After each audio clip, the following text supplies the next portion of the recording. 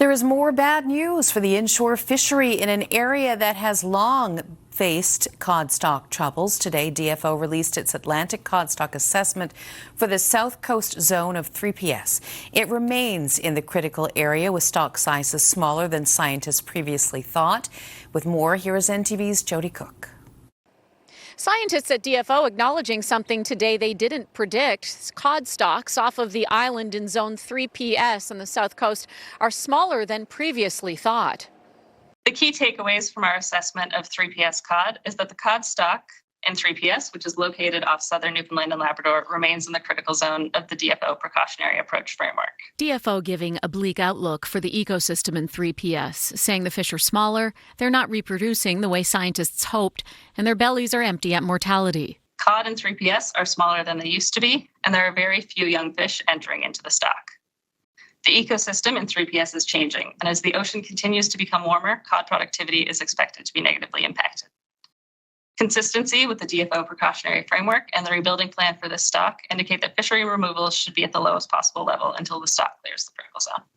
On the bottom, you see the last two surveys, and we've seen this pattern now for the last three, where fish are typically more inshore. We see our highest abundance and biomass close to shore in the survey, and blue areas show very few cod in the offshore.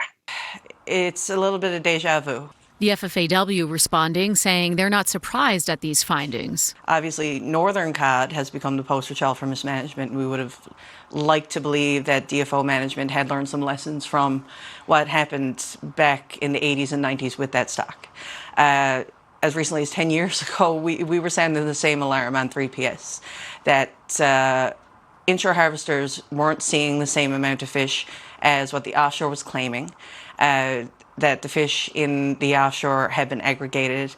We had concerns about fishing on spawning stocks and what that was going to mean down the road. The union representing inshore harvesters says they hope the status quo remains. I think we really need to revisit the rebuilding plan that was put into place in 2022.